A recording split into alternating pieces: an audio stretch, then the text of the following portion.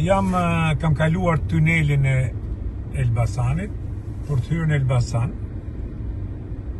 dhe gjithmonë ndodh kjo këtu ke hinka, si që thonë, që del nga autostrada, kalon tunelin për të hyrë në Elbasan. Pra, nuk di kush e ka bo këtë rrugë, nuk di kush e ka bo këtë tunel, dhe pse e kanë bo, sepse nuk ka sens dhe është një marzi dhe nuk e di a kanë vjedh, a kanë bo, a kanë qarë kanë bo, këto qeveritarë që i kanë bo këtë rrugë, kjo është e tmerrshme. Çdo ditë, të tre korsit, mlidhen në një korsi në hinka që quhet, hinka për të hyrë rreth rrotullimi i Elbasanit. Dhe është vargu i njerëzve 2 kilometra tash këtu. Kush është ai inxhinier? Kush është ai arkitekt?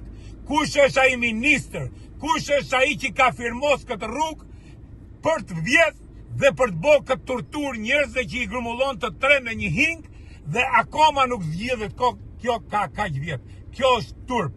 Kjo është turp. Nuk ndodh vetëm këtu, ndodh dhe njëjta gjë me rrugën e re të Peshkopis, për dalë deri ke rruga Peshkopis, ku shkohet për ke Varrezat e Sharrës, është e njëjta gjë, do 2 orë për të dalë. Dhe çfarë sensi ka që keni bo autostrada?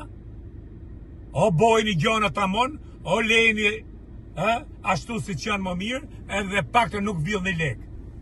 E turpshme, për herë kjo punë, për ditë kjo punë, njerëzit vinë nga puna, torturohen. Akoma është rruga kombëtare që shkon rruga për në Librazh e për në Gramsh, është rruga e copa edhe një rrugë ngushtë ku kalojnë kamionat, veturat, në Elbasan, për nuk bëhet unaza e Elbasanit. Pse nuk bëhet unaza e Elbasanit? Pse nuk bëhet unaza e Elbasanit? I torturoni njerëzit. E njëjta gjë në Tiranë me trafikun. Ndërtohen pallate, nuk ndërtohen parkinge. Dhe njerëzit bëjnë double parking, rruga nga 2 korsi bëhet gjysmë korsie. I torturut njerëzit me trafikun. Do të shpenzojnë 3-4 orë në ditë, kam 1 orë e 10 minuta që rri heci vetëm 1 kilometër e gjysmë. Dikush duhet japi llogari për këtë.